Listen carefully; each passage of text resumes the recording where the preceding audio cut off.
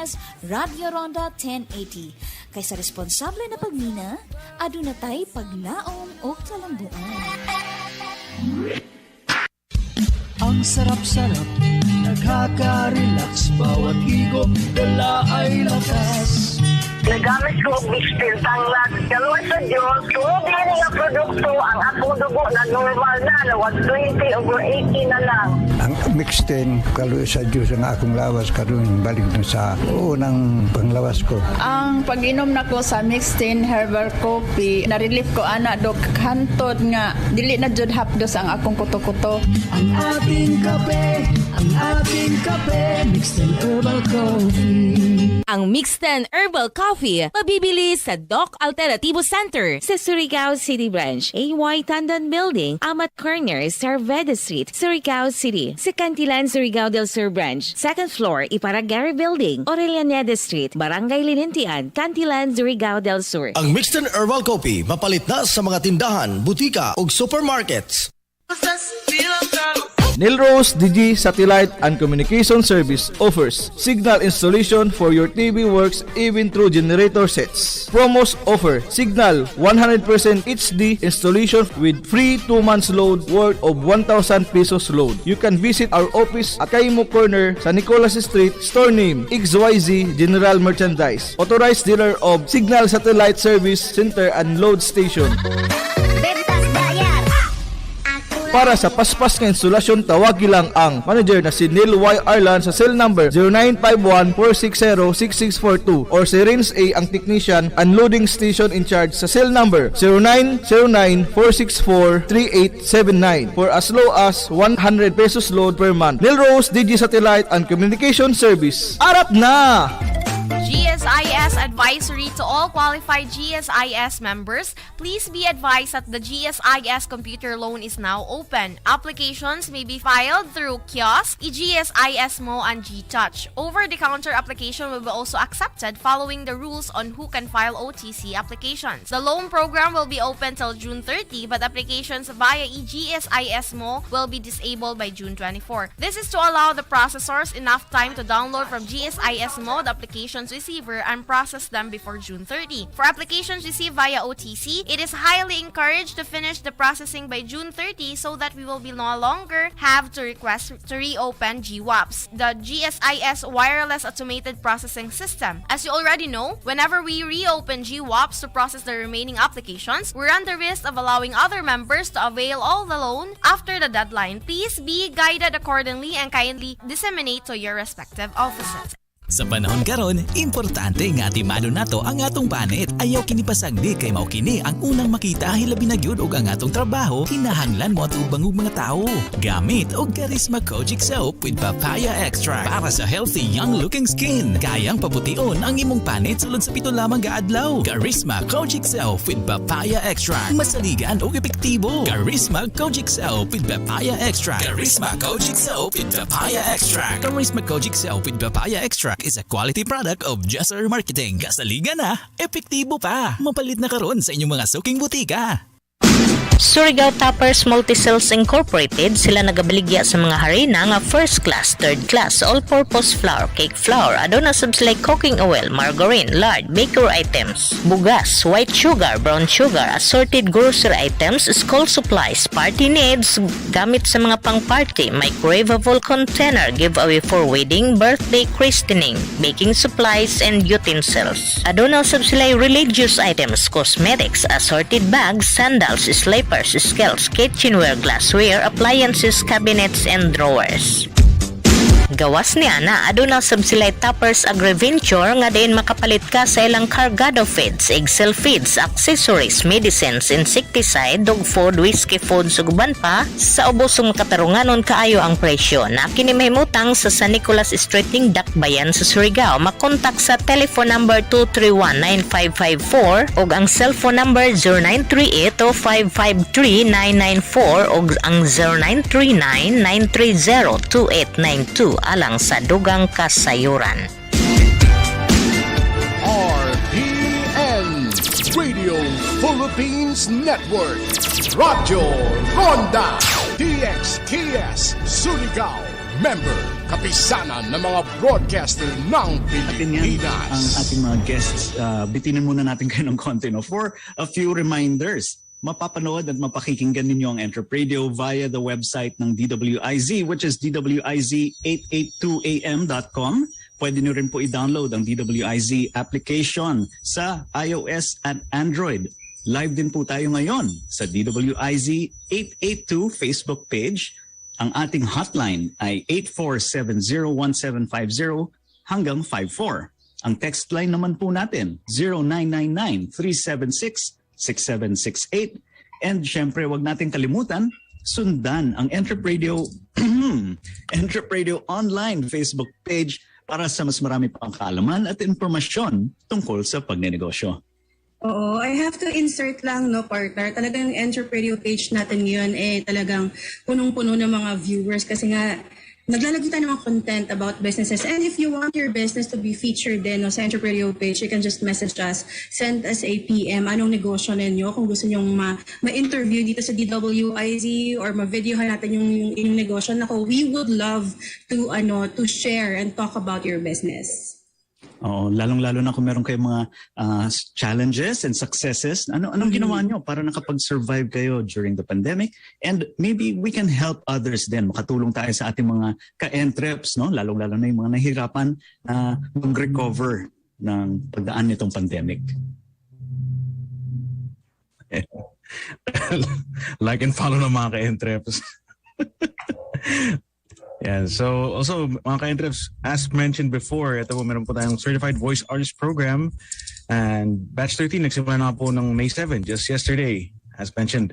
So if you want to join in, ito po, just visit fb.com/certifiedvoiceartist. That's fb.com/certifiedvoiceartist. And yan, syempre nasimulan na ni Mr. Steven Chase Lemon and balikan natin siya ngayon para sa kanyang Entrepedia tip number 1. Yes. Nalayo ako sobra. Yan, mga ka-ENTREPs, welcome back to our Entrepedia every week. Yan. So, ito po ang ating ito po ang Entrepedia tips natin for this episode, which is budgeting. So, ito po ang 3 tips para sa pag-budget sa negosyo. Entrepedia tip number 1, pag-aralan at suriin ang income ng negosyo. Alamin natin kung saan at paano pumapasok ang pera sa negosyo natin.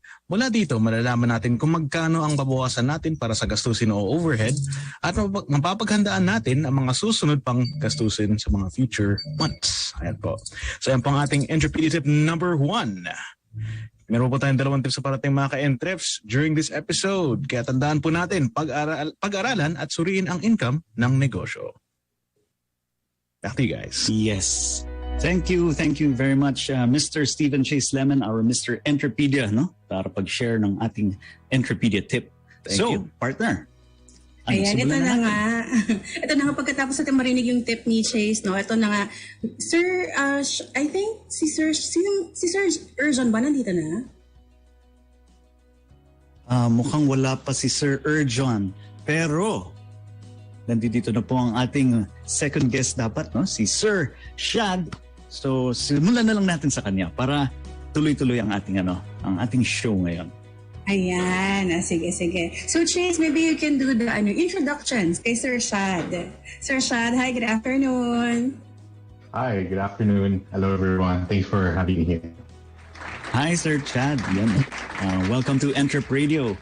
So, sige, ako na lang muna, no? Mukhang hindi pa ready si Sir Chase. So, ang ating guest for today, siya po ang head ng Growth and Partnerships Department sa SpendMo, Philippines. No? This is the go-to payment software that offers a seamless and magical, no? Accounts payable experience para sa mga MSMEs natin. Siya po ay isang former developer relations and program manager, no, sa Google. Siya rin po ay continuously na nagsusupport sa mga efforts na pag-build ng impact, no, para sa developer ecosystem sa Philippines and sa Southeast Asia region. Also, he has the expertise on web development, tech sales, growth hacking. Yan, no? Growth hacking, maganda yan. And data analysis, which allows him to leverage his skills to help businesses scale through digital transformation. So, mga ka-ENTREPs, welcome po natin si Sir Shad Roy de la Cruz. Yeah, thank you, Ren, for that introduction. Really glad to be here as well. Welcome to ENTREP Radio, Sir Shad. Yeah, hi Miss Faye, thank you. So simulan na po natin, Sir Shad, no? Can you tell us something about what is Spenmo? Naririnig ko na yung Spenmo, nakakatanggap na rin ako ng mga emails from Spenmo. Pero sabi ko, ano ba ang Spenmo? Ano bang ginagawa nito? And paano ba ito makakatulong sa ating mga MSMEs, no? Mga ka-entreps natin? Yeah, absolutely. So think about this though, like most of the innovation that has happened over the last 5 to 8 years in the Philippines, we've been seeing a lot of accounts receivable or something payment gateway. I don't know if you guys are familiar of, but like anything that like make it seamless for people to receive funds or accept payments either from cards, to GCash or to their PayPal and other services as well. So those are more into the accounts receivable. And throughout the time, it has always been that focus.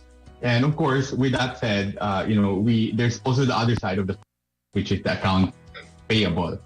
These are the expenses. These are the spending of every businesses. And this is where Spenmo comes in and says, like, I think it's time to really innovate this space and help MSMEs or, businesses across actually a wide spectrum of any industry that really needs to innovate those expense management. So most of the time when we see expense, everything is manual. We have to record the receipt, the invoice, and consolidate everything. But with Spenmo, our platform itself has solutions that can make it a lot easier for business owners to keep track of every expense that goes out of their business, so that by the end of every month they're at peace of saan pumunta, sino yung spend and everything. So yan. So Sir Shad, sino yung mga dapat gumagamit ng Spenmo? Anong klaseng negosyo dapat sila? Kasi we have criteria, we have micro, small, medium enterprise, and the big corporation. Sino dapat ang gumagamit ng Spenmo? Yeah, really, really good question, Ms. Faith. No? So one of the things that we learned, in the Philippines is that more businesses who are into the small and medium category already, and where marami na yung transaction nila, marami yung binabayaran nilang suppliers, they have a lot of payments, or at least payments that goes out of their business. So managing those, so I'll give an example as well. So imagine if you're an owner of the business that you need to pay 50 to 100 payouts every month. Every month. And let's say out of this 100 payouts that you need to do, 10 is GCash, 20 is BPI, and then my Union Bank, and of course, meron pang, let's say, remittance centers. So managing all of those, just even disbursing that process, is already a headache for that person. Yes. So, but with Spenmo, we can actually manage end-to-end. All you have to do is give us that list that you need to do within the platform online, and then we can disburse all of that funds automatically. Oh, okay. So yun yung workflow kapag nag-enroll kayo sa Spenmo. Yeah. I see. Pero I saw somewhere na parang ang Spenmo, it actually helps you to grow your business with a certain percentage. How does it help in growing a business? Yeah, I think number one is processes. I think it's very important to have a sense of setting up the process of your payables. In the Philippines, we see very, very huge numbers of manual processes. Again, ito yung accounting staff taking note of that receipt, and then when received, diba, they also have to take note. They have to encode it on either their spreadsheet or their accounting software. And again, those process sometimes nawawala yung receipt, diba? And then they miss out even the small expenses. They don't even note na lang. Yeah, but with Spenmo kasi, we have solutions such as the automated payments. Basically, it's a cash disbursement facility that makes it easier for them. That, again, from invoice, or the statement of billing, papunta ng receipt that the person has received it, we can track it, like we can see. So that's visibility, number one. And that number two is basically we have a really, really good cheap rate in terms of transaction. From Spenmo to any banks, e-wallets, and as well as remittance center, we only charge 5 peso per transaction. And let's say, sir, Ren, for example, you are going to pay someone on Union Bank, and then there's also BDO and then BPI. And most of the time when you transfer from your main bank, which is let's say BPI, you have to incur like InstaPay charges of 25 pesos per transfer. With us, we only charge you 5 pesos as well. And then at the same time, since this is business payments, you can actually, we don't have a limit. That means you can spend either 100 pesos or 1,000,000 pesos. We'll only charge you 5 pesos pa rin. So fixed really charges nyo, no? Yeah, it fixed charge, and then really helps the businesses as well, in terms of maximizing profitability in their business also. Paano dun sa mga, sir, yung mga importers po natin, ng mga ka-ENTREPs, no, yung mga nagbabayad or kailangan mag-remit ng payment internationally? Covered din po ba ng SPENMO yan, and how is it handled? Yeah, absolutely. This is actually one of our core, solutions as well that we really promote to, especially to drop shippers, and also importers, where they pay so much in variable fees, through telegraphic transfer, wire, or Western Union. So those are really, they have different high variable charges, flat, and depends on the amount that you transfer. With SPENMO, we have a flat rate of 200 pesos. With the amount that you, let's say, send, again, you can send, let's say, in Singapore, let's do an example, 5,000 Singapore dollars. As long as the funds that they will receive in that specific country is the local currency, we'll surely cover that as well. That means we'll only charge you 200 pesos if they will accept a local currency there. But in case, let's say it's Singapore, what they want is a US dollar. We'll just add on like a 600 pesos charge. But then, kasi when it arrived there, we charge you 200, and then we convert it locally, which is 600, and then we'll just charge you complete of 800 if different currency. But if hindi, then we'll charge you a flat rate of 200 pesos. But either way po, ang 800 pesos is still much cheaper sa mga bangko, no? Pag nag-remittance tayo, diba? Telegraphic transfer. Ang mahal, aabot ka parang 600 per, tapos minsan aabot pa ng 1,200. Malaki yung amount talaga usually, no? Yeah. Tapos meron po ba kayong mga countries na hindi nata-transferan or covered po worldwide? Yeah, so right now we have about 80 countries where we can transfer. There are, any country that is restricted from the wire, from the SWIFT is also, from the SWIFT as well. So we make sure of course, in compliance as well from the, BSP. We are regulated by BSP and also locally registered here in the Philippines. When did SPENMO, kailan po nagsimula ang SPENMO dito sa Pilipinas, and bakit naisip na magtayo ng SPENMO dito or mag-operate ang SPENMO dito? Yeah, so we started in the Philippines in November 2021, but the company itself started in 2019. It was a little bit background, siguro, sir. It's SPENMO is a startup company. We are focusing really in the niche market of accounts payable. Really pushing the ways of innovating this space and helping businesses on the payment side talaga. So when we, when they said na, I think Philippine market is a really great opportunity, we built a core team. So I was one of those core team, and we started, SPENMO here in the Philippines as well.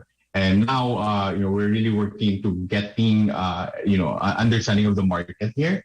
And also, already starting doing a lot of the businesses, especially those who are transacting abroad and also wants to manage at a high level their expenses as well. I see.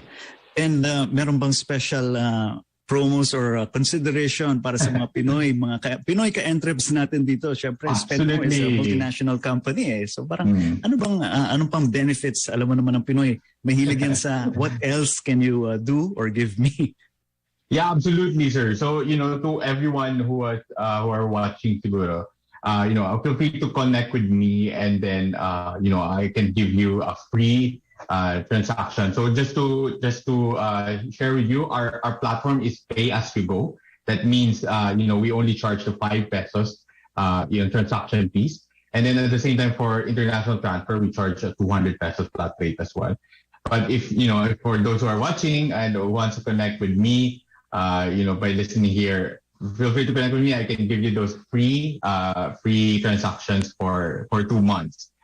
Parang dapat may code, no, partner? Parang dapat... I wish I could just give it. Hashtag ENTREP Radio.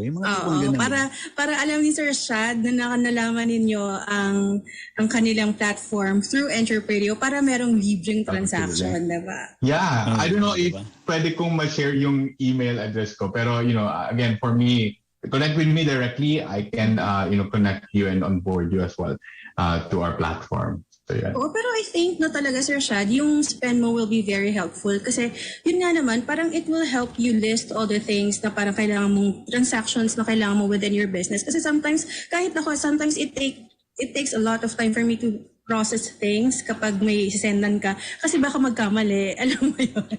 At least ngayon, medyo automated na. Parang, di ba, you have a list na parang you can do on a regular basis. Kasi parang hirap-hirap. Mamaya, magkamali ka lang ng isang digit, nako, patay. Nako, diba? Yes, correct. So think about this as well. Our platform can actually scan documents. We can, if you give us like that SOA or SOA or bill mo, let's say sa Meralco, the water bill that you have, we can scan it and we even pay that for you as well.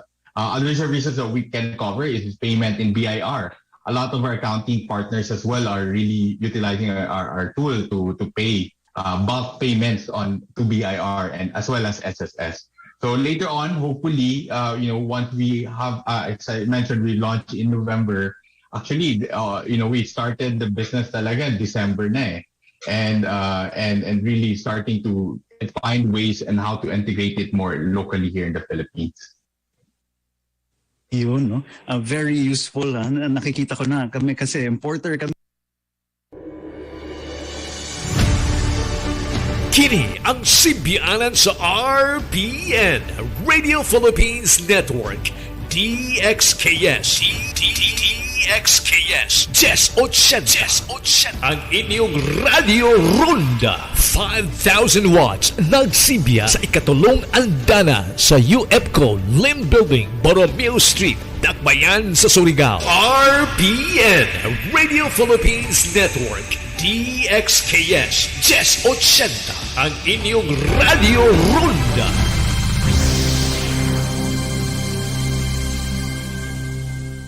Kini nga oras hatod kanado sa GFMQ Marketing ang tigama og tig-apod-apod sa Paragis Bila-Bila Plus Herbal Capsule, Paragis Bila-Bila Liniment Oil, Charming Beauty Soap og Charming Kojic Soap.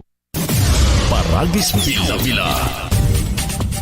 Ania ang makapamatuod kung unsa ka epektibo ang Paragis Bila-Bila Herbal Capsule. Kining Paragis sa una nakadungog ko niya, ako'y palpitasyon sa heart, ako'y pamati sa lawas, testingan ako, maayog siya pigto sa kong lawas, so dili ko dali maluya. Former player pugod ka basketball niya, nag-lockdown, wala na kayo exercise, so daghan ko pamati sa lawas. So karon kadtong magipamati na ko, wala siya. Mao na nga nagatumar ko anig isa kadto sa duha ka capsule kada adlaw. Nare-responde taga barangay Science Mati. Napamatud-an na sa kadaghanan nga mas epektibo gyud ang Paragis Bila-Bila Plus. Paragis Bila-Bila. Dili na ka, mag-agwanta pa. Ginama sa GFMQ Marketing. Alang sa mas baskog ug mas maayong panglawas, gamit na sa mas epektibo ug mas gipakusgan nga Paragis Bila-Bila Plus Herbal Capsule ug Paragis Bila-Bila Liniment Oil. Mga gama sa GFMQ Marketing. Kaysa Paragis Bila-Bila, dili na ka mag-agwanta pa.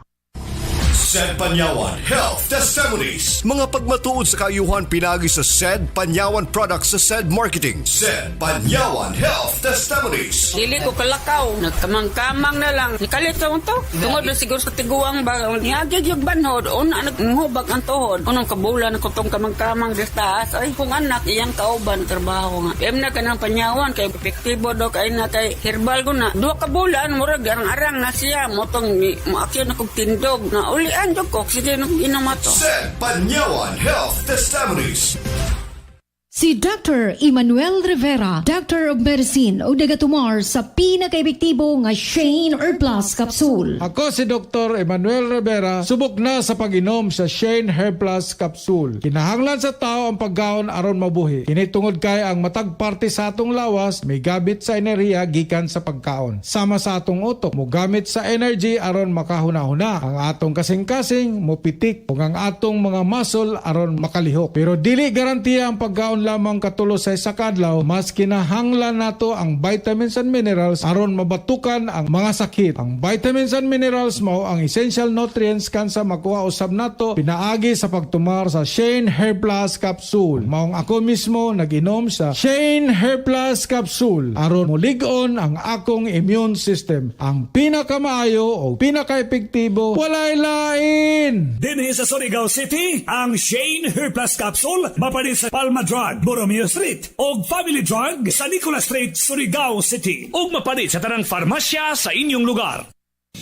Kung ikaw nangita sa naandang kahalang ug kainit nga hatod sa SED Panyawan Liniment Oil, karon dili na ka mabala ka kay ang SED Panyawan nga haplas SED Liniment na karon. SED Liniment Oil sa SED Marketing makatabang sa tanang klaseng problema sa panit sama sa katol-katol, skin allergies, psoriasis, mga hubag-hubag, dapaw-dapaw ug uban pang problema sa panit, apil pa ang pagpanakit sa joints, rheuma, arthritis o bisan pag gouty arthritis. Haplasi ilayon sa haplas nga dunay siguradong bisa o resulta. Epektibo, sigurado. Mao kanay tatak sa SED Liniment Oil. SED Liniment Oil. Ginama sa SED Marketing. Kung dunay problema sa kidney, ang tambal kogong herbal capsule. Kung lisod ang imo pag-ihi, kogong herbal capsule makatabang. Tambal para sa UTI o prostate, umulimbyo sa atong kulon. Kogong herbal capsule kasaligan na produkto sa SED Marketing. Kini si Adipres sa mga tawo nga adunay kipati sa ilahang prostate, dili kaihi, UTI o baka kidney problem. Ani-aning solusyon? Kugon Herbal Capsule. Kugon Herbal Capsule. Basta kugon, lawas bas kugon. Numero 1 kape, numero 1 kape. Mixed and herbal coffee. Nagamit ko og Mixtin tanglat. Kalwa sa Diyos, tumubi nga produkto ang akong dugo na normal na 120 over 80 na lang. Ang Mixtin, kaluya sa Diyos ang akong lawas karon balik na sa unang panglawas ko. Ang pag-inom nako sa Mixtin Herbal Coffee, na-relief ko ana dok hantod nga dili na jud hapdos ang akong kuto-kuto. Ang ating kape, mixed and herbal coffee. Ang Mixed Herbal Coffee mabibili sa Doc Alternativo Center sa Surigao City Branch, AY Tandan Building, Amat Corner, Sarveda Street, Surigao City. Sa Cantilan, Surigao del Sur Branch, 2nd floor, Iparagari Building, Aurelianeda Street, Barangay Linentian, Cantilan, Surigao del Sur. Ang Mixed Herbal Coffee mapalit na sa mga tindahan, butika ug supermarkets. Anak, nagpamiyembro na nga pala ako sa PhilHealth. Pero tay, 67 na kayo eh. Sabi sa bagong batas, lahat kaming senior citizen, pasok na sa PhilHealth. Di na kami pupunta pa sa PhilHealth dahil pinamiyembro na kami ng OSCA. Ganun ba tay? E di ipamember na natin si nanay, si Auntie Mary, si Tito Jun, si Aling Maria, si Mang Claro, si Lola... Makipag-ugnayan sa Office for Senior Citizens Affairs sa inyong lugar o tumawag sa PhilHealth Call Center sa 441-7442 para sa detalye. Benepisyong PhilHealth, alamin at gamitin. Kaibigang magsasaka, narito na ang Scorpio 40SP, ang broad-spectrum insecticide na masangkap na metomil laban sa mga hard-to-kill insects sa palayan. Patay lahat ang uri ng uod, katulad ng stem borer at leaf folder na namiminsala sa palay. Pinakamabisang pamuksa sa rice bugs. Patay ang mga hoppers na nagdadala ng sakit. Scorpio 40SP, sa 3 kutsara lamang sa bawat knapsack sprayer, matindi at napakabisang pamatay peste pero magaan sa bulsa. Basta hard-to-kill insects, mag-Scorpio 40SP na. Dekalidad abot kaya mula sa Aldis Incorporated. Nagbabagang COVID tweet mula kay IP address 129-451-219. Ang totoong gamot sa COVID-19 ay all caps. Pinakulo ang soda na may itlog ng bulag na itik. Tag friend, tag friend, tag friend. Huwag paloko, mag-fact check muna. Ang totoong balita, tunog tama, dapat tama. Isang paalaala mula sa KBP at ng istasyong ito. Photo upload ng itik. May shade sa mata. 12 likes, 13, 14, 15, 16,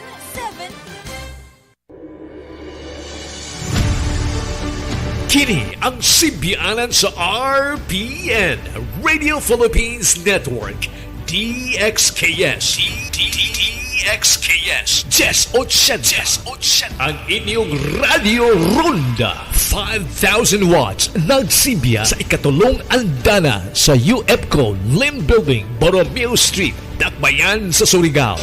RPN Radio Philippines Network DXKS 1080 ang inyong Radio Ronda. Hi, Sir Erjan. Hi po. Kamusta po kayo? Tanghali po sa lahat. Iyan. So, Sir Erjan, siguro para din mas makilala pa kayo ng ating mga ka-ENTREPs, could you tell us something about yourself, no? And ano po ba ang negosyo natin? Okay. I'm Erjan de la Serna. I'm 30 years old. I'm from Nueva Ecija. I am a fashion designer po. So, basically, nagde-design and gumagawa po ng damit po for special occasions, more on the formal and casuals po. And then, gumagawa din po tayo ng gowns for pageants and for celebrities.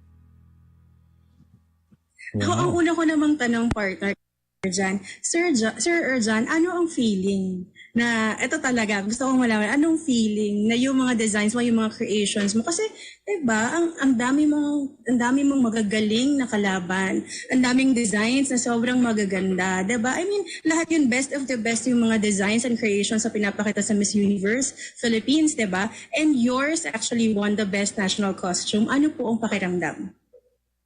Okay, actually, hindi talaga ako nag-expect ng anything. Pero ginawa namin yung best namin for the costume talaga para doon sa damit. So nakaka-overwhelm lang na napansin nila yung gawa mo. Not just once, kasi nalo din tayo sa Binibining Pilipinas last year as Best National Costume din. So nakakatuwa na na-recognize nila yung mga baguhan na designers or mga designer from the province na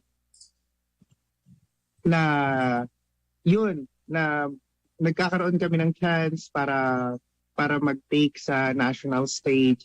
Kaya para sa akin sobrang happy,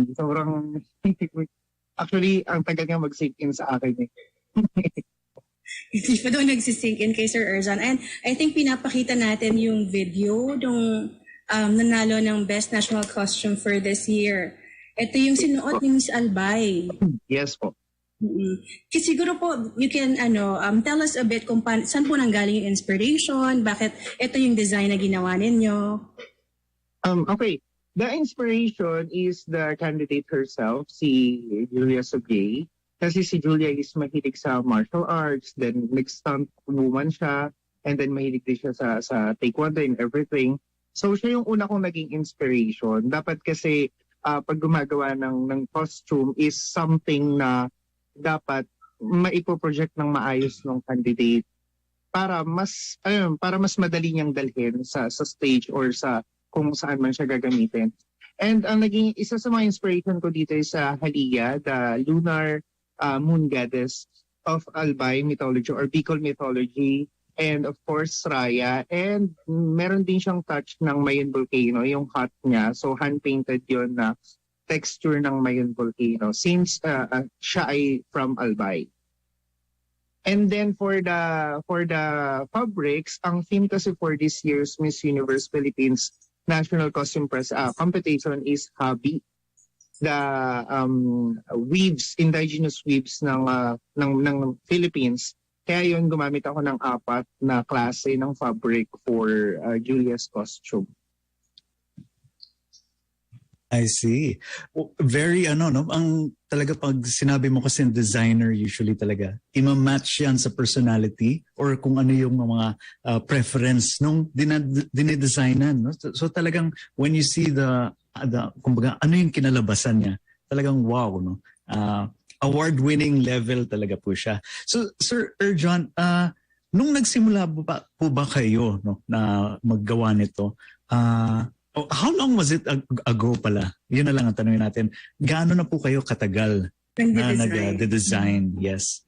Magfa 5 years po ako this September. Wow. So you started mga parang age 25, 26? Yes po, year 2018. 28. 28 pala? Yes, 28. Wow. Talagang imagine that, no? So did you ever think that you would reach this level? Talagang ito po ba yung tinatarget nyo? Or talagang dumaan lang sa inyo then, sige, I will tackle this because, parang I think I can do it? Actually, sabi ko nga, kung titignan ko yung sarili ko 10 years ago, hindi ko na-imagine na ito yung magiging work ko now. Kasi doon nasa creative industry na din talaga, nasa ganitong field na din talaga. Pero hindi ko siya na-imagine or parang hindi kasi siya yung typical na paglaki ko gusto ko maging isang fashion designer. Hindi siya ganon. Kasi ang gusto ko din talaga before mag-work sa TV and video productions, ganyan. And then kasi nag-take po ako ng mass comm din. So parang yun yung naka-inline sa akin na Pero ang family ko po kasi somehow may background po sa ganito. Ang lola ko po is the only mananahe sa town namin way back then. Then may mga pinsan po ako na nasa garments din. Kaya siguro nasa dugo na lang din. And then na-enjoy ko naman din siya talaga. And sobrang masaya ako kapag ito yung ginagawa ko. And bago kasi ako mag-fashion design, nag-style ako. So parang yun yung naging yun yung nag-trigger sa akin para maging fashion designer. So naging stylist muna ako. Wow. So talagang imagine that. So kung mga ka-entreps, kung ginagawa nyo na po ngayon, ano yung gusto nyong ginagawa and you think na parang wala naman pupuntahan, you just keep at it, diba? Kasi wala makakapagsabi saan kayo aabot diba? Especially if you're just starting, parang worth it ba to? Tama ba itong ginagawa ko? Parang wala naman pumapansin sa akin, but diba? Yes, Eventually. Diba? Actually po, ang dami ko pang naging work bago po ako mag full-time talaga na designs. Naging photographer din po ako, photo booth operator, events coordinator, nag-film din po ako before. Sobrang dami. And then nag-graduate po ako ng IT kasi hindi ko pa natuloy yung mass comm ko. So IT graduate po ako. So ang haba pa po nung naging journey ko talaga na that time akala ko yun yung magiging work ko talaga. So parang pero sa part ko naman po na nagagamit ko siya lahat ngayon. Yung pagiging marketing specialist ko po dati, nagagamit ko ngayon sa business, yung pagiging IT, ako na yung nagli-layout ng mga sarili kong photos. Lahat nagagamit ko po siya ngayon sa pagde-design. Imagine that, no? Tapos, when did you realize na magpo-full-time na ako dito sa passion ko? Ayun, nung nag-launch na po ako ng brand noong 2018 po. Wow. Was it difficult? Parang, kasi, was it sure talaga na eto nang gagawin ko? Sigurado na po kayo nung time na yun. Opo, kasi parang, hindi mo kasi alam kung may magiging clients ka, ganyan. Though, since nanggaling po ako sa events, may mga clients po akong konti na nagtitiwala po sa akin. So, yun din yung nagamit ko pang paaral ko sa fashion school. Ako din po kasi yung nag-finance po ng study ko for the fashion school. And natuwa naman ako na yun. Kasi siguro kapag gusto mo or mahal mo yung ginagawa mo, yun na yung mismo magma-market eh. Yung gawa mo na mismo yung magma-market. Kasi sa totoo lang po wala akong marketing team. Talagang ako lang yung nagpo-post, ganyan. Ang naggagawa na po ng market, ang nagma-market na po for me is yung mga client ko na din mismo. So parang word of mouth and reference na lang, which is the best kind, diba, of marketing. Libre na and ang laki ng tiwala eh. Yes. So during the pandemic po, Sir Erjon, kamusta naman po ang naging negosyo natin nung tumama ang March 2020? Okay, honestly, nung nag-pandemic, nung March, marami po akong mga pending na weddings na clients na sabi ko, sige, baka after pandemic na lang. Kasi nasa isip ko nun, parang 1 month lang naman siguro tong pandemic. So hindi ko siya Hindi namin tinapos. Meron lang ang savings po sa bangko, medyo maliit lang that time kasi nga sabi ko baka nga 1 month lang yung pandemic. And then after 2 weeks po nung lockdown, so, nag-worry na ako kasi parang hindi 1 month lang to, parang ang tagal nito, ganyan. So parang yung mga kasamaan ko po na mga designer nagdo-donate na sila ng mga mask, ganyan. So may mga scraps sila na tela. And then one day po may lumapit po sa akin na friend, sabi niya, Urjan, pwede ka bang gumawa ng prototype for PPE kasi walang PPE ang mga hospitals natin dito sa Nueva Ecija. So nag-try po ako ng isa, na-approve po ng hospital, and the rest is history. So binuhay po ako ng PPE suit during the pandemic and mask. So yun po yung napagkaabalahan namin. Thankful naman ako na hindi po nabakante yung mga mananahi ko, which is importante kasi syempre kahit pa paano nabigyan ko po sila ng trabaho during pandemic, na nasa bahay lang sila, na hindi masyadong risky. So yun, hindi ko alam kung paano nangyari, pero nakapag-produce kami ng libo-libo na PPE suits na ipamahagi namin sa mga hospital kasi may nag-finance na mga private sectors and mga private persons. So yun, ang nangyari, syempre, ang ano doon, nabigyan ko ng kabuhayan yung mga mananahi ko, and then ang mga naging balik na nun sa akin is may mga nurse or may mga doktor na naka-receive ng PPE suits namin, tapos binabalikan ako, tapos sa akin sila nagpapagawa ng wedding gowns, sa akin sila nagpapagawa ng suits for the entire team nila, ng buong clinic, ganyan. So yun, nakakatuwa hanggang ngayon. Kumbaga hanggang ngayon inaani pa rin yung mga ginawa during the pandemic. Sobrang happy ako that time. Kasi kahit pa paano talagang sobrang blessed na hindi tayo nawalan ng work. Nakakatuwa naman yun. Parang nakaka-inspire, no? Na parang from designing mga bonggang outfit, then you start doing PPE dahil sa pandemic, and then bumabalik sa yung mga, yung mga clients. Bumabalik sila as clients na ngayon, yes, di ba? Tapos nakakatuwa po yung mga doktora po na mga fashionable. Talagang nagpapakustomize po sila ng PPE na talagang color blocking, high fashion po ng mga PPE talaga. Wow. Opo, as in talaga. Tapos nagpapagawa sila ng PPE for the entire clinic para sa mga tao po nila. Ayun. Ngayon medyo nag-a-adjust ng camera si Sir Urjan. Actually, gusto ko talaga siyang tanungin. Baka pwede tayong i-tour sa kanyang shop, di ba? Para makita natin yung ibang creations si Sir Urjan. Opo, sige po. Bali, ito po yung nasa likod ko. Ano ko lang po yung camera. Sige po. Ito yata yung sa Binibining Pilipinas. Tama po ba? Yes po. Ito po yung winning costume po for Binibining Pilipinas. Wala lang po yung trail na import dress. Pero ito po siya. And then, ito po yung isa sa Miss Universe Philippines po last year. Wow. Ang pong theme is Carnival Queen. So, ayan po siya. Ayan. And then, andito po ang aking working area. Bali, ito po yung aking working area. Maliit lang po siya. Pero dito nagaganap po lahat ng magic po namin. So, ayan. And this one po is for Miss World Philippines naman po. Sir Urjan, paano kayo po nakaabot sa pageantry? Parang, ano yung mga una nyong dinesign, and how did you get into creating gowns for big pageants like Miss Universe Philippines and Binibining Pilipinas? May nag-approach sa akin. Ang kauna-unahan ko siya nagamitan sa national pageant is sa Binibining Pilipinas po 2019, si Miss La Union. Since nag-specialize din po ako sa indigenous fabrics, kaya po nilapitan po nila ako na gumawa ng costume for Miss La Union. Kasi si Miss La Union that time is Igorota po, from Cordillera talaga, pero nire-represent Miss La Union. Then after noon, marami pong nakakita, and then sila na po mismo yung gusto po na magpagawa sa akin. And then ito po, mas lalo pong naging malaking impact nito pong yung kay Nueva Ecija, kasi taga dito talaga, winner po talaga namin dito sa Nueva Ecija. So siya yung nagtiwala sa akin for her national costume. And then eventually nanalo. And then yun po, mas marami pong opportunities po yung sumunod. Wow. Talagang hindi rin talaga inaasahan yun, no? Kasi parang nakita nila na kayo ang nag-handle lalo na ng mga fabrics natin, no? Yung mga designs natin, kaya umabot din sa inyo.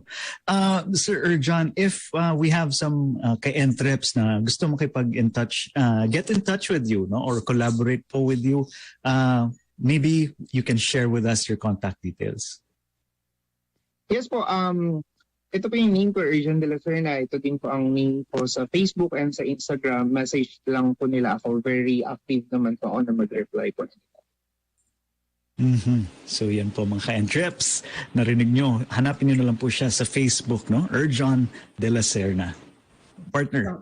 Oo, siguro before, kasi mabilis lang Sir Erjan dahil mag-wrap up na tayo. Ano pong tips ninyo for yung mga designer, yung mga creative people? Kasi syempre pag creative, nasa creative industry ka, parang lagi nilang sinasabi, walang pera dyan, mahirap mag-compete, diba? Ano yung tip ninyo as a successful designer yourself?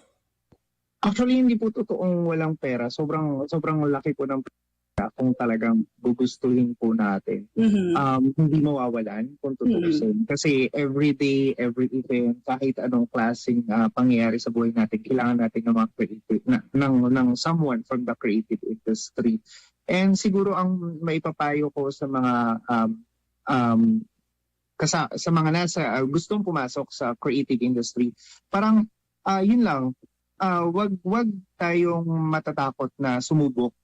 I mean, lagi lang tayo mag-try and then hanggang sa makita natin kung ano talaga yung gusto natin gawin. Like yung nangyari sa akin, hindi naman ako tumigil hanggang sa nagsettle ako sa fashion designing na ito pala talaga yung gusto ko. Ito yung nakikita ko na gusto kong gawin hanggang sa pagtanda ko. So, yun lang, try lang tayo ng try and then huwag magsasawa and then naniniwala ako dun sa right timing na ibibigay ni God or yung timing ni God yung pinaka-the best talaga na dapat natin pagkatiwala. Ayun, ang ganda. Ang ganda ng sinabi ni Sir Erjan. So yung mga, may mga gustong passion, diba? Passion, diba? They have passion na parang they're just so afraid paano gagawin, paano sisimulan. Ayan.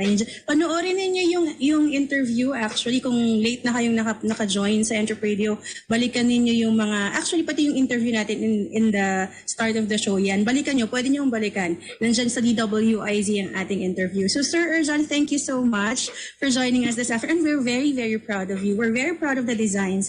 And sana makaabot tayo sa Miss Universe 2022. Yes. Soon. Kasi parang marami din nagsasabi na, sana sa Miss Universe man or any international pageant. Let's wait lang din talaga sa tamang candidate and sa tamang time. Wow. Sir Erjan, thank you very much sa pagsama sa amin dito today sa ENTREP Radio, and yun nga, I'm sure marami rin na-inspire to follow in your footsteps din. Ang lakas ng loob talagang, and just keep on doing what you're doing, no? So, tsaka gusto ko, Sir Erjan, chill siya, di ba? Parang sobrang chill, pero hello, yung achievements niya, di ba? Thank you, Sir Erjan. Have a great Sunday po. Thank you po. So yun po, mga ka-ENTREP, si Sir Erjan de la Serna. Talagang award-winning po yung kanyang designs, and talagang you can say that this has, masasabi natin pinaghirapan, and it took a while to get here until he found what he really wanted to do. So that says a lot para sa ating mga negosyanteng Pilipino, na kahit nagkaroon ng pandemic, diba, na nagkaroon pa rin siya ng opportunity na makatulong sa kanyang mga mananahi, and syempre dun sa mga nakatanggap ng kanyang mga PPE, no? Oo, never ever stop, sabi nga ni Sir Erjan. Don't stop. Kaya we will not stop kasi meron pa tayong tip number 3. Tama? Yes. So for our tip number 3, si Mr. Entrepedia Stephen Chase Lemon. Yes, sir. And po, nagbabalik po ang ating Entrepedia tips. Entrepedia tip number 3. Ito po ang 50-20-30 rule o 50-20-30 rule. Ayan po. Pwede natin natin ang budget natin gamit ang rule na ito. 50% para sa mga kailangan na gastusin tulad ng mga bills at sahod. 20% para sa mga savings at bayad sa mga utang kung meron. At 30% para sa iba pang mga gastusin, or pwede pong baliktad. Pero ayun po. So, 50-20-30 rule po, tandaan po natin mga ka-interest, pwede natin gamitin ito for our budgeting purposes. At yan po yan po mga ka-interest, ang ating Entrepedia. Kasama po ang inyong Mr. Entrepedia. Ito po sa Entrep Radio. Ayan. Thank you, Mr. Entrepedia. And thank you sa mga guests natin kanina. Thank you to Sir Erjan de la Serna and kay Sir Shad Roy de la Cruz. Ang spend mo and ang fashion design business naman ni Sir Erjan de la Serna. Ayan. Thank you mga ka-Entreps sa pakikinig sa atin this afternoon, sa pagsama sa atin this afternoon. And Happy Mother's Day ulit. Bago tayo magtapos, Happy Mother's Day ulit sa lahat ng mga mothers and tumatayong mothers at magiging mothers soon. Ayan. Yan, kompleto. Kompleto. At maraming salamat din sa production team namin at sa may pagtanggap sa amin dito sa DWIZ 882, ang bagong tahanan ng ENTREP Radio. Susunod na programa, mga ka-Entreps, is Senior Citizens Forum with RPN Radio Philippines Network. Radyo Ronda DXKS